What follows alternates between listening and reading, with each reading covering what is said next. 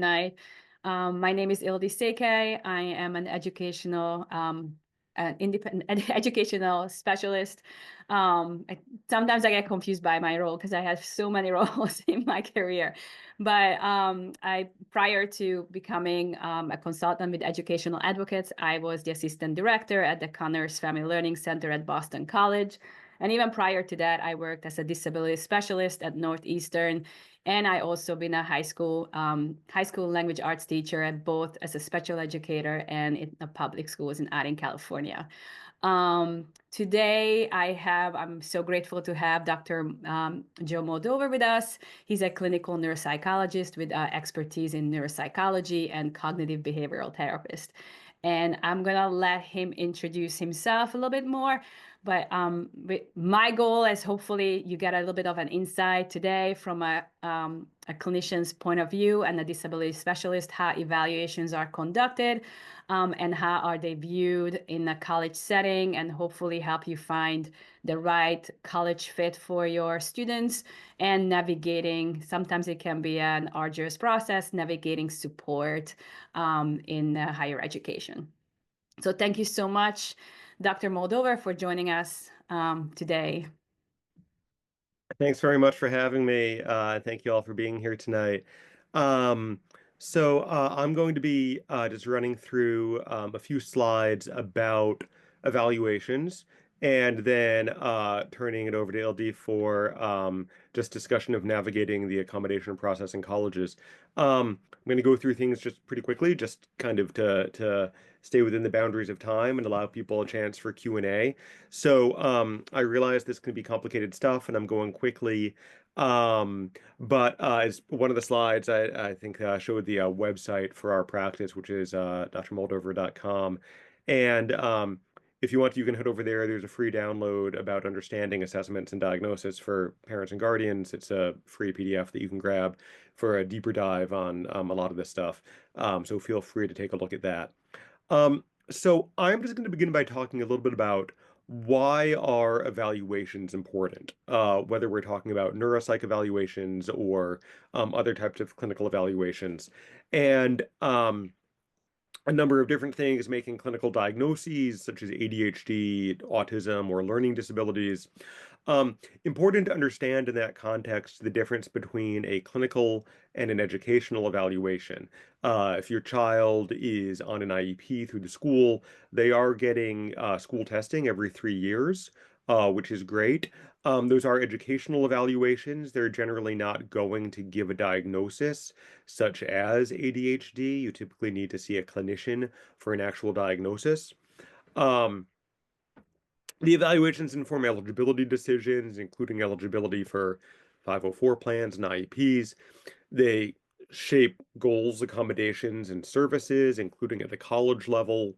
Um, Also important for assessing progress over time, getting a sense for whether a student is moving in the right direction at an appropriate pace, and giving clinical recommendations and prognoses about the future, including somebody's readiness for transition to college and need for support at college. And oftentimes, taking a little bit of that big picture perspective is a huge part of doing an evaluation as somebody is nearing the adult transition. Um, okay, we can try the next slide. I've been doing this work for over 20 years, and one thing that I think about a lot is in terms of trying to get things to go well is what can go wrong, and what I've seen go wrong in evaluations, and leading to evaluations that wind up not being as useful as we wanted them to be.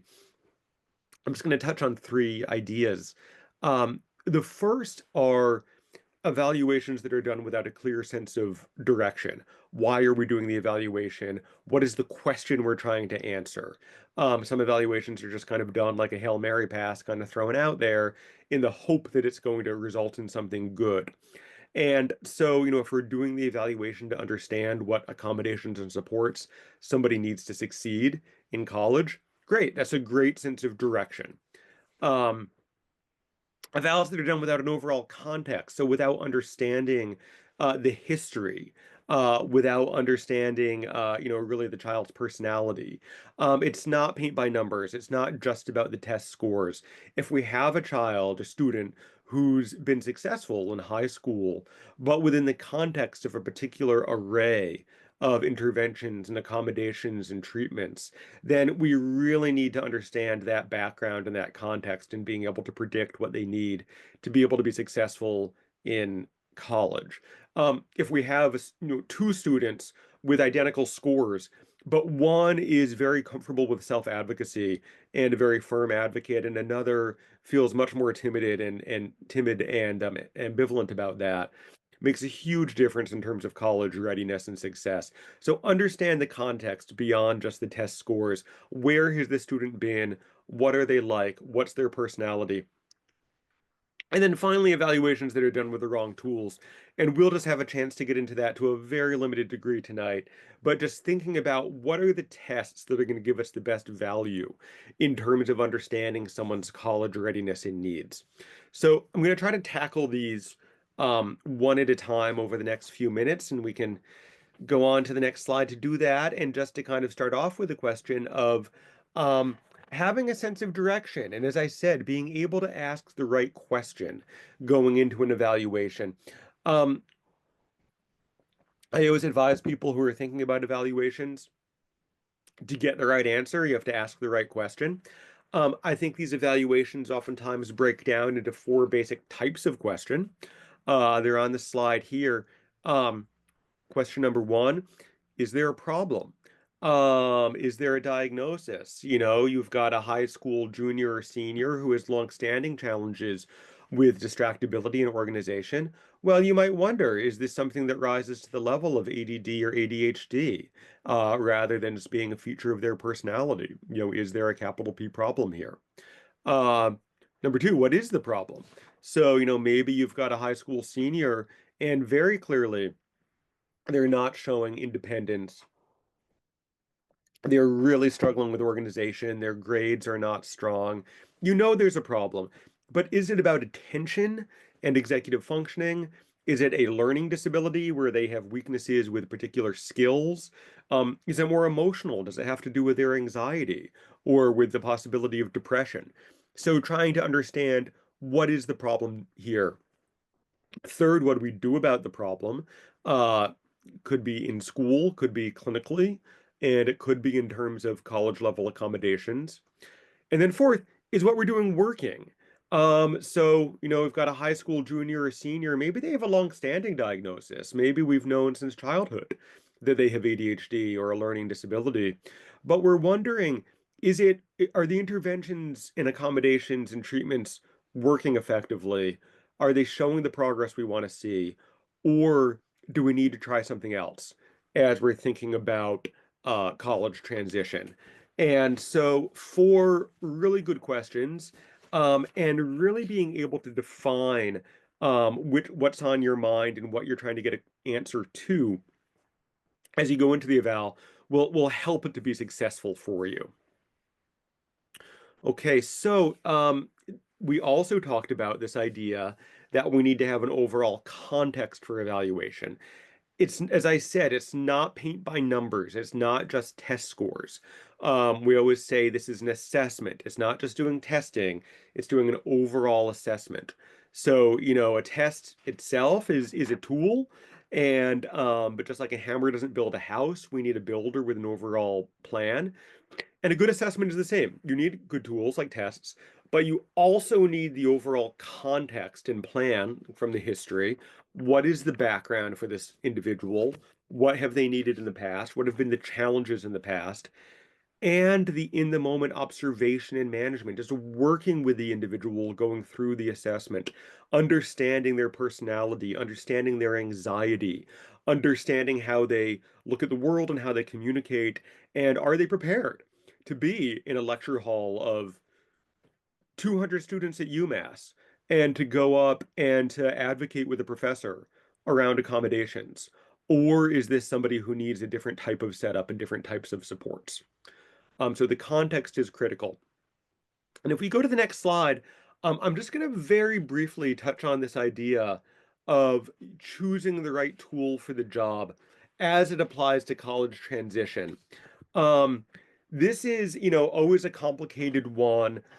We don't expect you to know every single test out there and to be conversant in all tests, like you were a psychologist. But I sort of want to convey the idea that different tests have different traits or parameters. I'll give you an example from IQ testing. There are lots of different IQ tests out there on the market. If your child's been in the special education system, the ones you've probably seen are the Wechsler scales, like the WISC and the WAIS. But there are others, the Sanford-Binet, the Leiter, the Tony test of nonverbal intelligence. Each test has its own demands, and those demands can shape the results. So, for example, the Wechsler scales, many of the tests are time pressured, have a limited amount of time to respond. Many of them make significant language demands. Even if they're visual tests, the instructions for how to do them can be involve kind of dense language. And so if we've got a kid with slow processing speed or with language-based vulnerabilities, that can affect their performance on that test versus other tests like the Sanford-Binet, which tends to be less time pressured, or the Leiter, which is entirely nonverbal. So understanding that different tests that measure the same thing, in this case, measure IQ, can have different demand characteristics, different parameters, and that for a typically developing individual, that might not matter. That if I take a regular person off the street and I give them the Wechsler and the Stanford and the Leiter, I might get the same score for each one. But for somebody with learning needs, for somebody who has slow processing or language-based vulnerabilities, it can make a real difference. And choosing the right test is important for getting a valid answer. Um, so if we, yeah, go on to the next slide.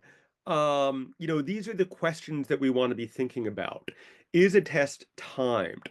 Does it make significant language or expressive demands?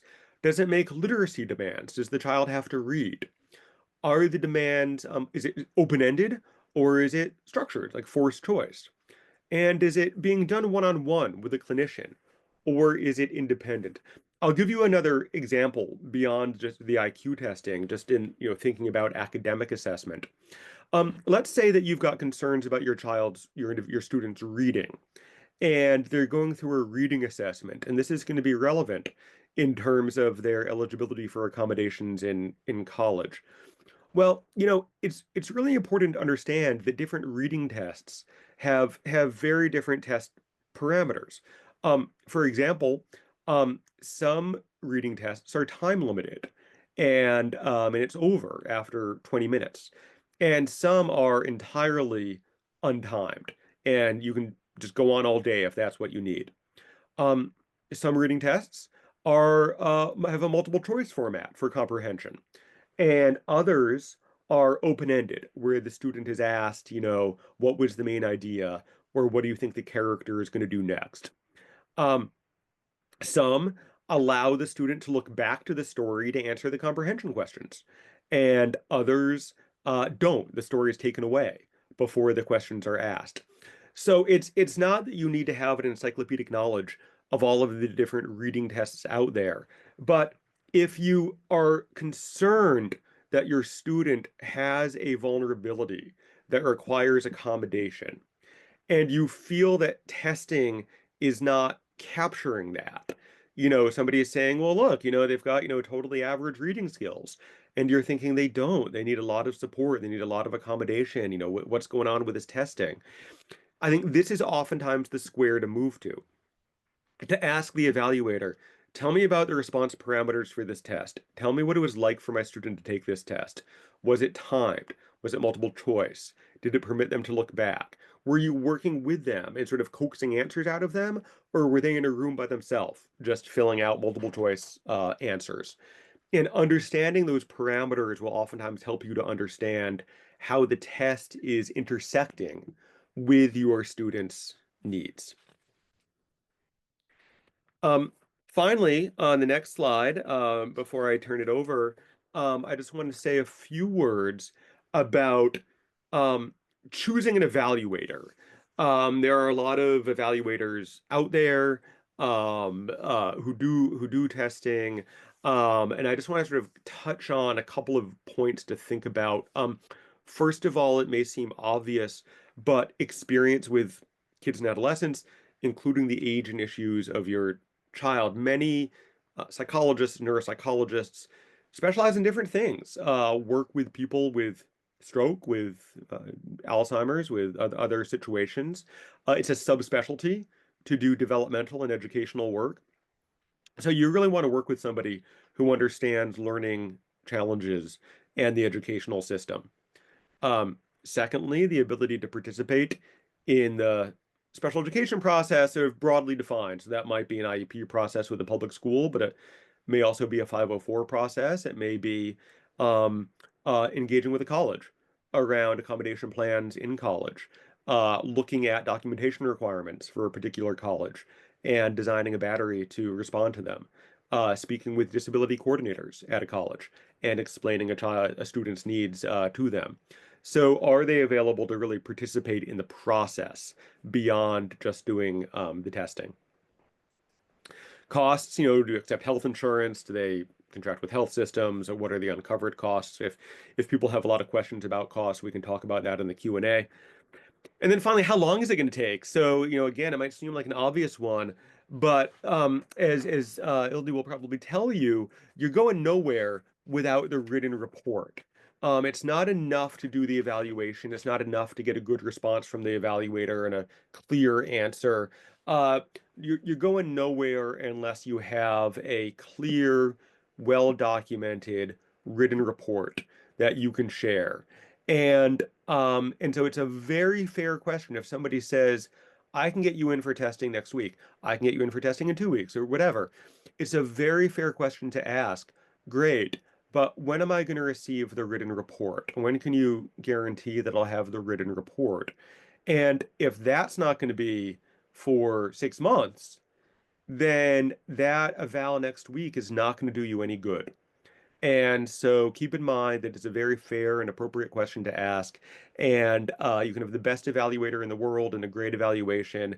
If you don't have a clear write-up in your hands, you've sort of got a car that's stuck in park. So I know I flew through that stuff super quickly. That was 15 minutes, which was sort of what we were talking. It's a lot condensed into just 15 minutes, but we sort of talked about doing that. I'm going to turn things over now just to talk about documentation guidelines and needs, and then I'll be here for the Q&A, and I'm happy to do a deeper dive on any aspect of evaluation. Thank you so much. Wow, that was so insightful. Hopefully, I can condense everything in 15 minutes as well. It is so nice to hear from actually the other side, from the evaluator side. I spent the last 10 years reading so many different evaluations, and I can say, in all honesty, they all come in many, many shapes and sizes. And it's so important to have, as someone who did that professionally and read it to approve accommodations, it's so important to have a good evaluation that has not only just the score data, but the observations of the testing and the recommendations for accommodations and also like disclosing the history. Again, it's definitely made a huge difference in how we can really approach the student and students' needs at the college level. But a lot of times, just to switch over gears a little bit, I'm going to talk on the college side. So yes, there was an evaluation and what happens in the transition aspect. So a lot of times I get these questions from parents, when to disclose, when do I disclose? And that's really a personal decision. And it's really up to, up to the family. Like you could disclose on the application. Like, first of all, I always point out this to parents. If you are on an IEP, you are disclosing without even knowing, right? Because when you're putting in a transcript, the transcript will say you have study skill classes, which is like, that means you are on an IEP plan. So colleges already know. Sometimes, there could be a discrepancy. Maybe the student hasn't been diagnosed until maybe the middle high school, junior, senior, or even, or early on. So there could be a discrepancy in the grades, right? So you have to explain that.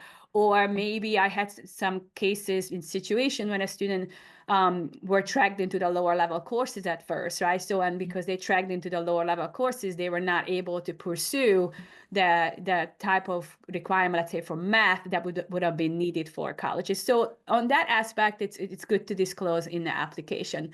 But I want to clearly distinguish that just because you are disclosing to the admissions or disclosing during application, that does not mean you're disclosing your disability to the Disability Services Office. There are so many rules and regulations that the Disability Services Office will not know if you disclosed during admission. So in order, if you got acceptance and you wish to request accommodations, you really have to find the right appropriate office.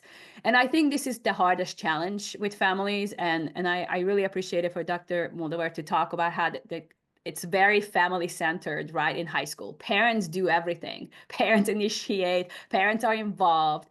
And I think the hardest switch is that's completely switching gears over to the student. It's the student who has to initiate the process in college, right? So like it is the student who has to request the accommodation, the student has to disclose, and it's an interactive process. And what that means, it's a student who sits down with the disability specialist and talks about what's going on. Why did I receive support in high school? What are my strengths? What are my weaknesses? And I think that's the one where we really have to train our students to start to internalize, because most of the students who came through my office never read their evaluations, right? And I understand it can be a really tough read, right? Sometimes it's a 30-40 page process, but it's important for the students to know their limitations, their strength, to verbalize what they will need in college. Sorry, I'm trying to get my other slide. So I think this is also a lot of times, as Dr. Moldover said, a diagnosis in and itself is not enough to receive accommodations, right? And a lot of times I had evaluations coming in, or like, oh, learning disability doesn't change, ADHD doesn't change, and my evaluation was in 4th grade. And we understand that as specialists and in college, but what we really want to see is that impact on learning, right? What is the current impact on learning, so we best able to support the students. So I always err on the side for colleges that the accommodations and I love that line. I think I learned this from one of the disability specialists. The accommodations that require more from the university will require more documentations, right? So if it's just sometimes a basic accommodation like extended time, use of a computer, those are distraction reduced testing environment, maybe note-taking assistance. But as soon as you move further away and need a lot more support, that will require a lot more more documentations. Currency sometimes matters, and this is what, it's very, very important to check with the college's documentation guidelines, because it's clearly stated of what they were required. I just spoke with Bellevue College out in Washington, and they said, we don't require any documentation. So like, wow, that's impressive. That's great. Like you can just go through the interactive process and get support. I know for working at Northeastern that they don't provide accommodations unless it's on adult measures. So that means what Dr. Moldover talked about earlier on the intelligence test, there's a WAIS and a WISC. The WISC is conducted on children, and once you turn 16, you can request a clinician to do it on adult measures. There are other colleges who are a little bit more lenient. Well, if it's done in the high school time, then we're fine with that as long as it shows some recency. I always tell parents, always keep every document you have. So if you had an IEP, just know the law, you're required to update every 2 years. So that's really nice because it will fall in the high school years.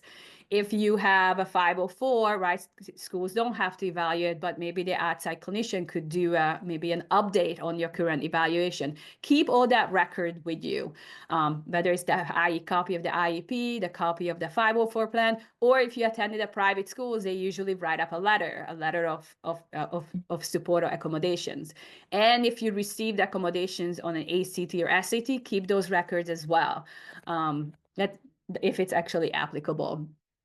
And I think this is the hardest conversation I usually have to have with parents and students when we're looking for the right college fit. because colleges, the 504, the laws change. I don't want to go too much into the law, but high school is under, educational law. And then you're moving over to the 504 and the Disabilities Act.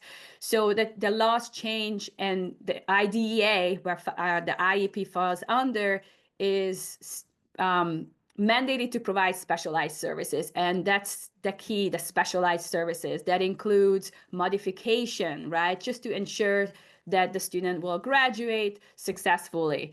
While colleges, they are not ensure success. They provide reasonable accommodations, but that means the student has to meet the guidelines, the university guidelines, right, with reasonable accommodations.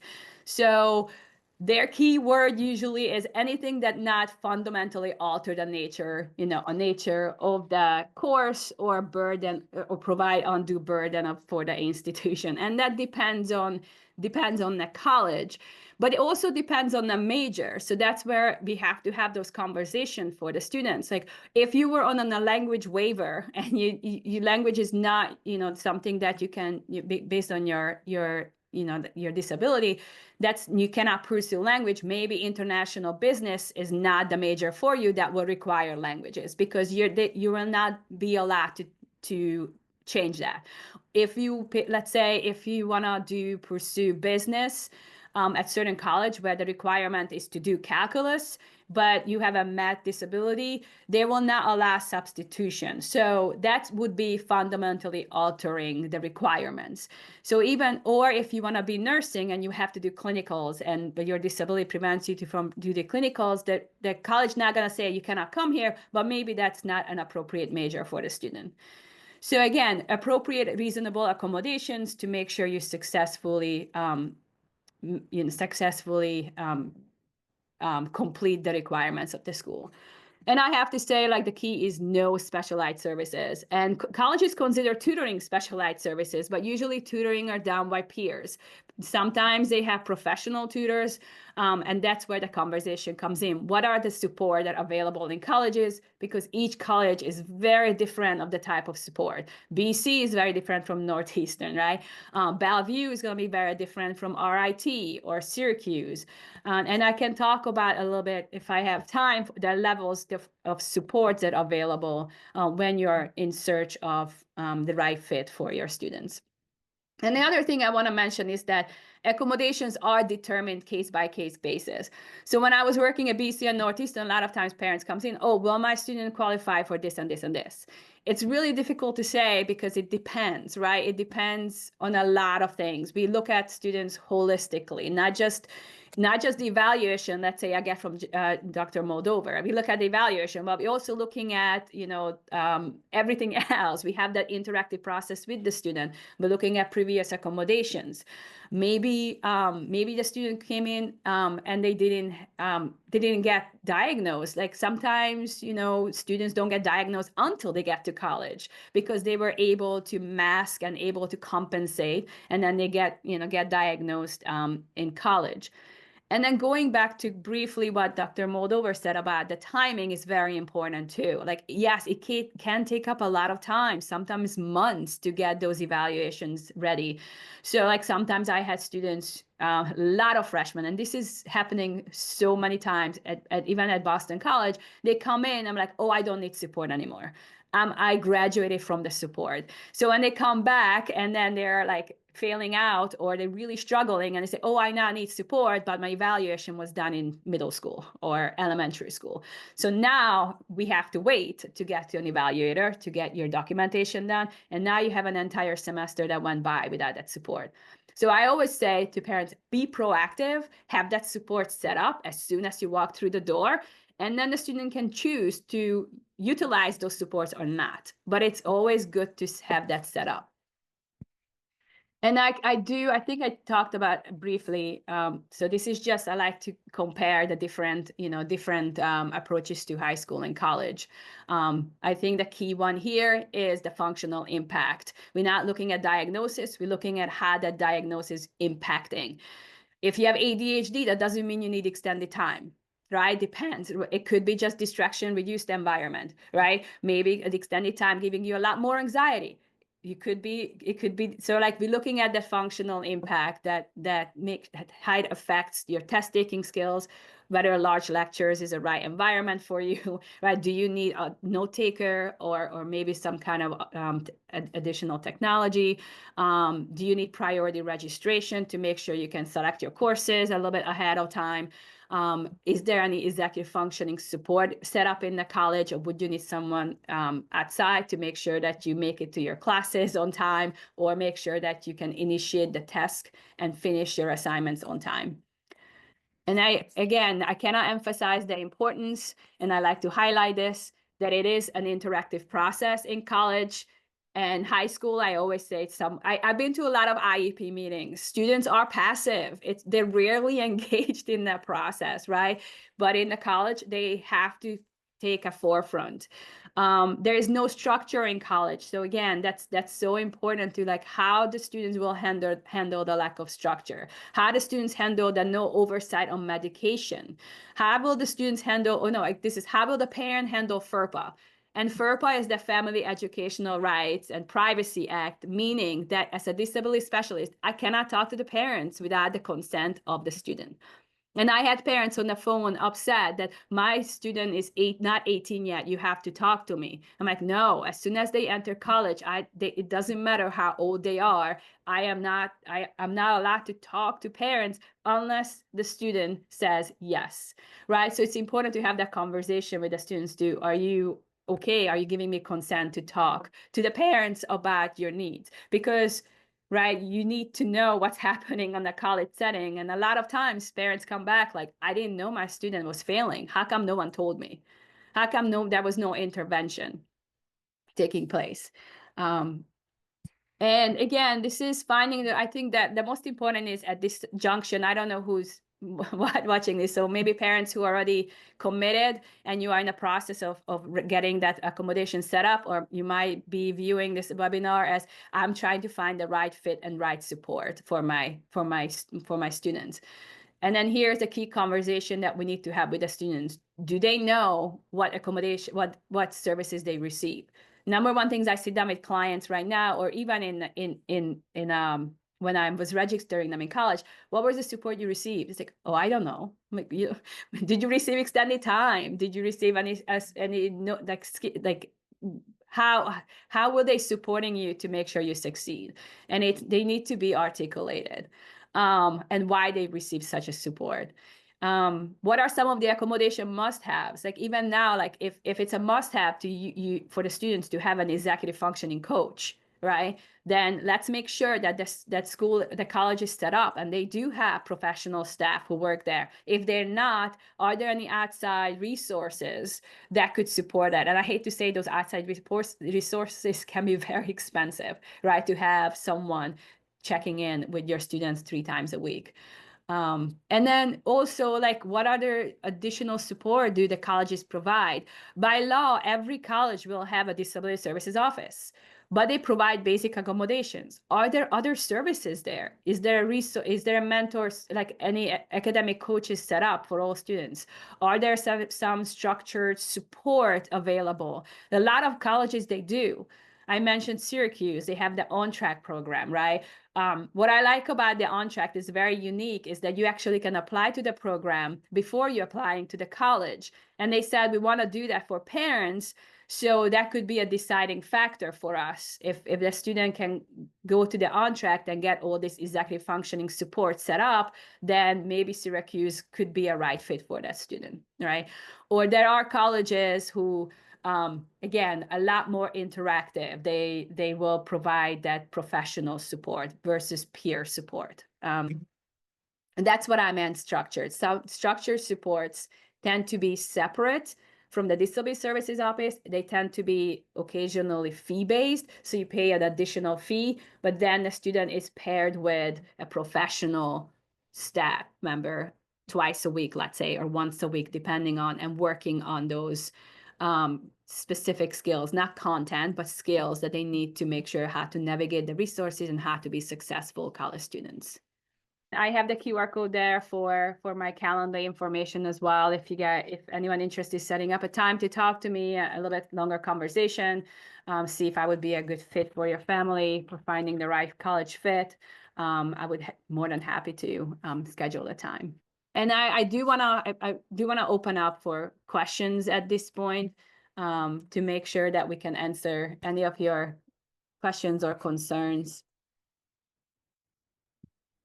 Looks like we have a question in the chat, or a couple of questions in the chat. You see, would you like me to read the top one and also go from the top? I think the top one is about a neuropsych evaluation. So, um, yeah, so Beth is just asking, her child was tested by a neuropsychologist before ninth grade. The report included an ADHD diagnosis and suggested accommodations in a 504, but the public high school would not offer a 504 because her child was a high-performing student. We were told to request one again if her grades dropped. What would you recommend? Um, yeah, really frustrating situation. I guess what I would say is that the components of the eligibility for the 504 are having the diagnosis, which you have based on the evaluation, and then secondly, evidence that the diagnosis is undermining the child's access or the student's access to school, to the curriculum, and that accommodations are therefore required. And it sounds like the school's position is basically as long as the student is getting good grades, then that's evidence of access, and that's sort of the only metric of access. And I guess that I would say that that is not always the case. And what I would be, if we were having a conversation, what I think I'd be asking about would be, um, are those grades, supported by additional supports, and interventions? Are these grades with the benefit of tutoring? Are the grades with the benefit of a lot of parental support? Are the grades with the benefit of unofficial accommodations that teachers are giving? Or, are teachers saying, well, look, you can have extra time, you can come back, after class and have some more time to finish this test or whatever, which sometimes happens, and teachers doing it in the best possible intentions. But if these grades are sort of the product of a lot of intervention and informal accommodation and support, then they are may not be evidence that the individual is independently accessing the curriculum, including tests. And so thinking about essentially what does it take to get those grades, and what would probably be what I would think of in terms of continuing the conversation with the school. Um, Lily, I think the next question from Stacy might be for you. Would you mind reading that? I have Oh, that. yeah, yeah, yeah. Oh, sure, I sure. can see what Yeah, I appreciate. yeah, happy to do it. Yeah. So the next question is from Stacy. What are the benefits of disclosing a disability or clinical diagnosis during the application process, especially as part of their story, versus waiting until later, sort of presumably after somebody's accepted? So yeah, what are your thoughts about that? I think again, it depends, right? If there is a significant reason to mention, right? Like as I said, grades, like there is discrepancy in the grades, or maybe they have overcome, this disability and then became their more an advocate more for themselves. I would stay away from just talking about that in a personal statement because it can be like really redundant. I've seen a lot of those essays because it's not. Let's not focus on the disability itself, but maybe like how you overcame, and what you're doing now. And that could be like an important conversation, like where to put that in the narrative, and how important it is to put it in the narrative. Some students feel comfortable disclosing, and it's up to the students too. Some students don't. I would disclose, I would definitely disclose if there is a big discrepancy in the grades. Stacy has a follow-up question saying, what is the downside of disclosing this information? Do you think it could hurt an application or hurt a student? Honestly, like if you asked me that 10 years ago, I say yes, right? Like 10 years ago, I think when I was starting out at BC, like I had anecdotes where they said, oh, you shouldn't disclose. But I think we have progressed enough that not anymore. I think, again, if you're an IEP, you're automatically disclosing. And it cannot hurt the admissions. I think it's good the colleges to know that, wow, regardless of, some of your difficulties, you're a highly achieving student and you have overcome those difficulties. So I think it makes the student much more rich in terms of their accomplishments. Amelia is asking if all colleges have the on-track program. I think the answer is no, there's only Syracuse, I think, although all colleges have. I wish they do. So Yeah. that's a great question. Syracuse was on track was just an example that popped into my mind. So there are lots of colleges that have fee-based support. I can rattle off like 10 in my head right now, but they're not, we call them the structured support, but not all colleges. Most of the time, like larger schools, like, University of Arizona have the SOD program, like Northeastern has the LDP program. So like larger schools that sometimes tend to have that, and then smaller schools occasionally have it. Marist College have a really good one. So it all depends, and it could be part of that. If that's important part of the college search, then specialists would be like, let's build a college list that would have that additional fee-based programs. And there's some college like Curry College has very famously, but there are some colleges that just as they're very supportive with that fee-based program. So again, that needs to be part of the conversation, finding the right fit for that student. I think it's a common question for evaluations for me, for students who are getting ready for college transition, sort of where along the spectrum of support does a student need to be? And I'll sometimes say, I mean, look, there's, sort of like three basic categories. There are schools that are just, regular colleges and universities, but, and will have the accommodations that every college and university can offer at one end of the continuum. At the other end of the continuum, there are programs that are very specifically for students with disabilities, that are explicitly for students with disabilities. Landmark College maybe being an example. And then sort of in the middle would be colleges that are sort of colleges that have just very robust, well thought out, well developed learning support programs, like Curry, for example. And oftentimes a question for an evaluation is, where along this continuum does it make sense for the student to be looking? And Yeah. sorry. No, And go ahead. just to piggyback on that, and then in the past 10 years, I have seen a lot of growth in colleges too, to start providing more support. And then you have to look around, like it's not just for students with disabilities, right? Like what are some of the supports that exist for all students that maybe students with disabilities also benefit from?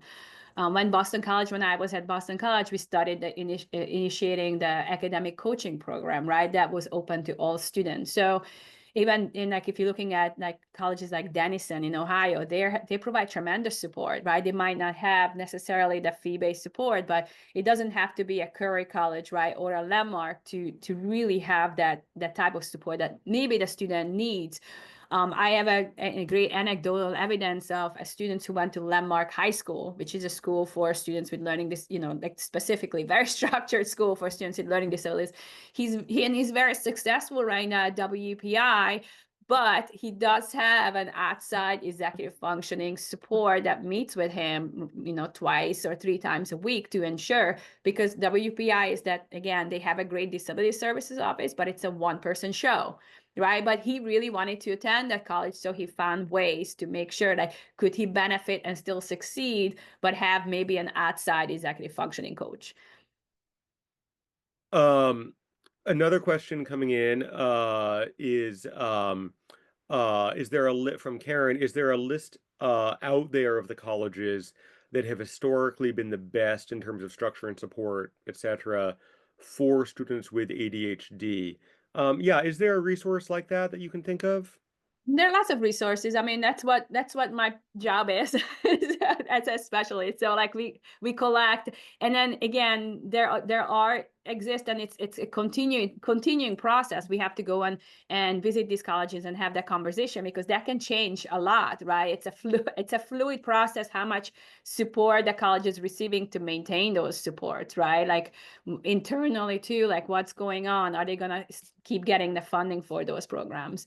But there are resources around. If you again, at the end, you have my QR code there. If you want to set up a 20-minute time with me, I'm happy to chat with you and talk about those, those resources.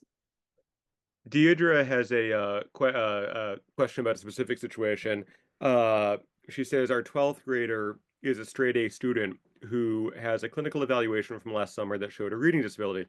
Um, they do not have a 504, but then we feel like they need extra time or support for overwhelm and for reading. How do we approach getting new support for them in college since they've never had it before? We shared the clinical diagnosis with the college board, but they refused an accommodation for extra reading time, for example, even though we had the documentation. So yeah, a situation, and I do see this oftentimes with students who have been able to do okay, K through 12, bright students who are working hard, parent support, etc. But at some point, it's kind of like the water gets too high, and with college level academics, they really do need some accommodation, but don't have a documentation history, did not have an IEP 504 in high school. What do you think about situations like that? Oh yes, yeah. Yeah, Okay, sorry. Yeah, yeah. I see that a lot. So again, college boards have changed a lot because they were under fire for a while. So basically, college board not approves everything that the high school approves, right? So they're kind of finicky on that one, and I can see them not approving something that a high school hasn't approved. But I would still approach the office. I think a lot of it's happens a lot. Like a lot of students get diagnosed late, right? Like even in historically speaking, like boys tended to be diagnosed sooner because they tended to be a behavioral problem associated with it, right? And girls tended to be like little bit, they used to hide it better. So that's some of the evidence that shows that sometimes women tend to be diagnosed later on, which is really interesting. But I would say definitely approach the office or have the student, because it's an interactive process. I would still request accommodation. I would go through the same process, submit the documentation, and then go. And that's where this interactive process becomes very important. The student needs to advocate for themselves. This is what's happening. I diagnose later. I know like the heavier the reading it becomes, the more time I will need. And generally speaking, we have approved quite a lot of those requests in college. So that should not deter the students from seeking out support. Yeah, I think that's right. I agree with that, and I think also just in terms of the diagnosis of that reading disability, I think it's important in that evaluation that I spoke earlier about how you've got to have the context. It's not just the test data. So having that evaluation document what has that student needed to do to be able to be successful up until this point? How have they been compensating? What support have they been receiving? How hard are they working, etc. To kind of put the success that they've had into context. Um, And then just to add one more thing to that, and sometimes like this conversation end with the disability services office, and I highly recommend it not to end there. Talk to, because when you're incoming students, it's really important how you transition into that first year. What are the courses you're going to take, and who is going to be your assigned academic advisor? Like at Boston College, I was privileged to be also an academic advisor for my students, so I was aware of like, all right, if I have a student who coming in with a significant reading disorder, maybe taking one of the perspective courses, which is really heavy reading and writing, philosophy and theology, may not be the best fit for their freshman year, right? So like I think that's important conversation to have too with your specialist or your academic advisor. Like these are my challenges. I want to make sure that I'm set up for the first year, entering as an incoming freshman and taking the courses that I know I can succeed in as just to transition into the college environment. so a couple more questions. Amelia asks for housing. Are there accommodations for neurodiverse people? There are.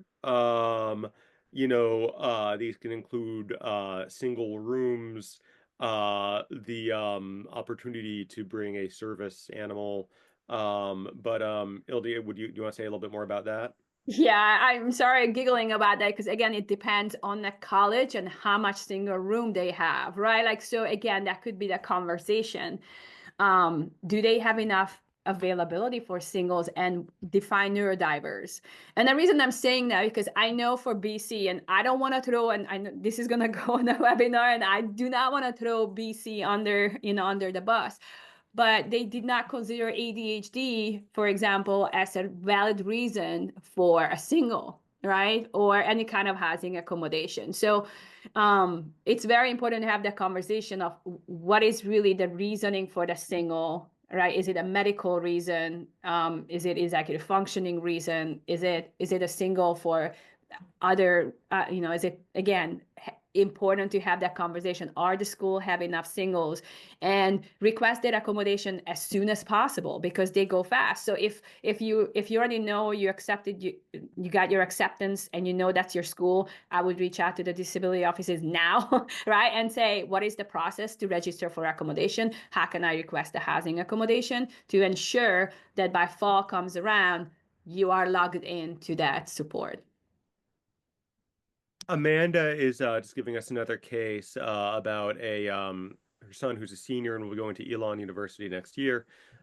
Came off of IEP, now doesn't have special education, um, but continues to struggle. I'm sort of condensing here a little bit, but continues to struggle with ADHD and executive functioning with a past diagnosis of PANS/PANDAS, which has the potential to flare up again in college. And so, going into upcoming testing at Mass General, are there suggestions for this appointment and next steps with Elon?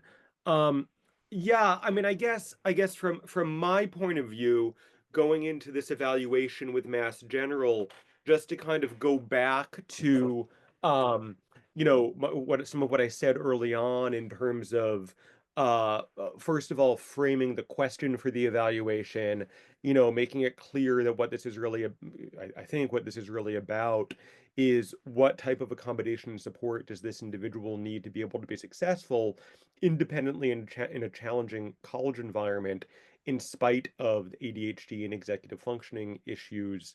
Um, and then also, that again, that context. I mean, this might be an individual who is doing okay right now in terms of the pans and pan/pandas, but who, understanding what has that looked like in the past, documenting that history, and creating a prognosis for, this is an individual who may be vulnerable to uh, anxiety and executive dysfunction on the basis of PANS and who may need accommodation in the future. So just framing the question, really making sure the evaluator sort of responds to that specific question and contextualizes the snapshot in time that's coming out of the evaluation.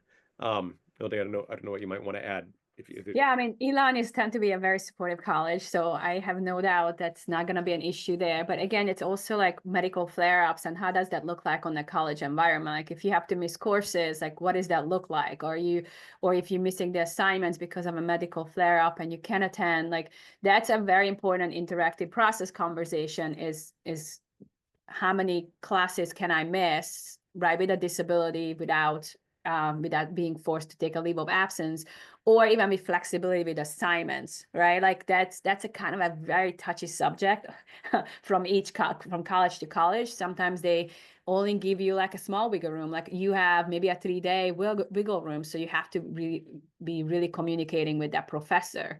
But that's again in the interactive process, like what can I do if I miss attend, but like how many classes can I miss before I have to take a leave of absence, or what are some of the assignments, how much wiggle room do I have with the flexibility of assignment if that's actually available. Timothy has raising his hand, so I'm going to see if I can give him the opportunity to ask a question. Here we go. Timothy, I think we have the mic now if you'd like to ask a question. Thank you very much.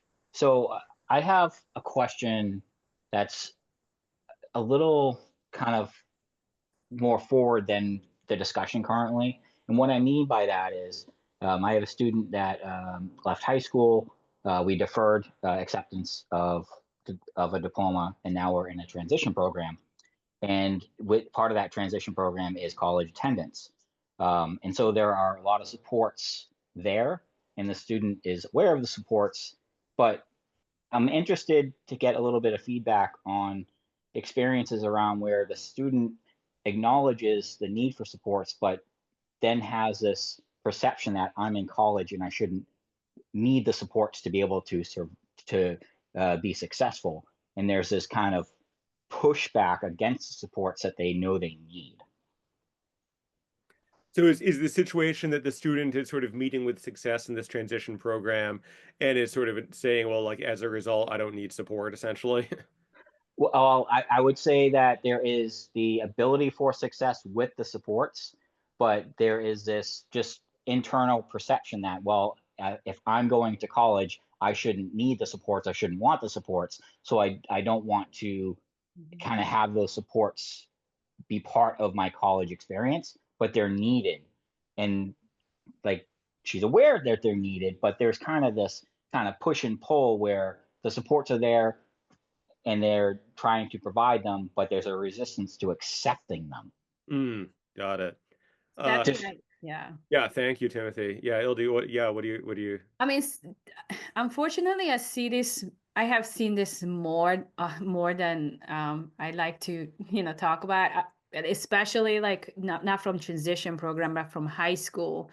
And it could be a lot of different reasons, right? Like it could be from the stigma, or they just want to try it on their own, um, and it's really it's really a student driven, right? You have to be a self-advocate, have to be student driven to wanting the support. Like that's the thing. Like in high school, we can really push it down the student's throat, like you're doing this, but in college we cannot. So a lot of times I either like, hey, let's compromise and let's set the support up so it's in place, and then you don't use them. But if you feel like, okay, I can't do it, then it's set up for you, right? Or I hate to say, let them fail and then come back. And I've seen that. Sadly, I mean, I have to say this because we can't force them, right? We can't force them to use their accommodations. Usually for me, um, the success is let's set it up for you, let's register with the office, let's put it in place. Because right, in college it's like it's in place, you can use it anytime. It's not like in college you have to be pulled out of school. It's if you have additional time or this support, it's there, you can use it, choose to use it. And then they're not using it, and like maybe get a few lower grades, and then hopefully they realize, and oh, okay, I will need the support. Yeah, the other thing yeah, I think that's right. I mean, the other thing I would add to that, but just approaching it from the point of view of sort of the clinician and the evaluation process, is that, for many years, these evaluations and supports are kind of things that we do to kids. So when they're 8 or 9, you make the appointment for them and bring them to the doctor, and we do the evaluation and give them a lollipop, and then they get an IEP, and they're sort of the passive recipient of this.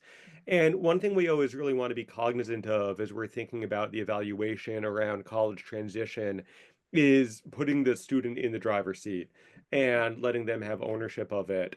And that can look, different ways, but one is for the feedback session to include the student. And so if I'm with a 17, 18-year-old who's getting ready for transition and there are these concerns around their readiness to own the diagnosis, to understand the needs for supports. Maybe they've sort of internalized it in a negative way. They've understood it as evidence that they're not smart, or they feel like they shouldn't need it at the college. As you say, Timothy, they shouldn't need it at the college level, or what, college students don't need these supports or whatever. Um, Oftentimes we want to involve them, for example, in the feedback and sort of sit down with them and go through their learning profile, take them through the test results, tell them what it means, and help them to develop an understanding of their abilities and what they're capable of doing, but also of their vulnerabilities and how those intersect with the college curriculum. And from there to understand their need for accommodation, and that it doesn't mean that they're not capable or that mom and dad are just trying to kind of bulldoze things for them and that whatever. But I think getting the buy-in and the understanding at the level of the assessment is really critical. And I guess in your situation, whoever your daughter's evaluator or psychologist or neuropsychologist is, it can be hard to hear from mom and dad. It can be we don't have a lot of credibility with our 18-year-old kids, but having that clinician give feedback to the student and give them more ownership is oftentimes critical. Um, okay. Yeah, I agree. That ownership is so important. I mean, most students who resisted, at least in my experiences, it came from that feeling of, stigmatized, isolated, like, oh, I'm not smart, like I shouldn't need this support. I think I would definitely have her sit down with an academic advisor, like if they don't want to go to a specialist. Did we just get cut off? I don't know. No, Maybe. no, we're fine. Yeah, we're fine. Okay. Okay. Because yeah, sometimes students definitely tend to open up more to the college staff, the advisor, the specialist, than to their parents, and have those conversations. And just make sure that they are readily available if the student chooses to use them. No, we've got one more Yep. question. Why don't we take Okay. one? It's a few Yeah. moments past 8, but why don't we just do one more question before we wrap up? And again, our both of our information is up on the screen. People can feel free to get in touch. And for me, again, the Parents Guide is a free resource on the website, which is there on the screen. But one last question. So from Amanda, about a student who's a junior in high school, and is struggling with challenges around ADHD and executive functioning, and think the parents are thinking about limiting his college search to nearby schools in case he needs their support. So this is another individual with PANS or PANDAS. So somebody who has some learning challenges, but is also vulnerable to a medical flare-up, which may have learning and psychiatric sort of correlates.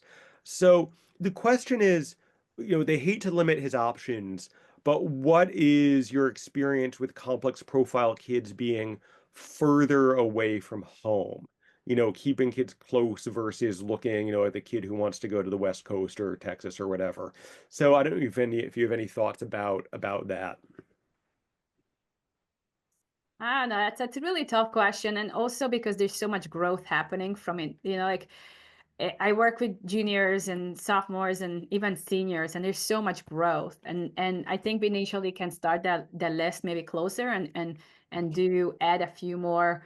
Um, but again, it's I think the conversation has to be like, what does the student want? Where does the student see themselves succeed, and what kind of environment? And then maybe add a few of those schools that maybe a short plane ride away, right? And because even like again, unless there's a medical flare, students don't go home, whether they are closer or by. They're on campus. They're not gonna go home for 3 months, right? At least. And so like having that conversation and see where they are their senior year, or maybe deferring a year if that's important to grow, or to make sure that they're like maybe like more able to control, like is it the flare-ups, or is it the cognitive, is it the executive functioning, or what's that? I wouldn't eliminate schools that are a little bit further away, at least to visit and to feel like, all right, you're just one plane right away. I'm not sure if I'm really answering. It's because it so depends on the student. It's really difficult to see like what is going on. Like I would like to read the evaluation. I would like to talk to the student. I would like to see like, all right, where do you envisioning yourself? What happens when these flare-ups happens, right? Can you advocate for yourself? Can you call the doctor? Can you go, are there medical staff on campus that can you access? So it's really difficult to answer that question without really knowing the student. But in a short, in a short answer, I would not exclude colleges that are a great fit for the students just because they are not close to home. Fantastic. Yeah, I think that's all Yeah. the questions. Thank you. Thank you all for being here tonight. It's a great conversation. Thank you.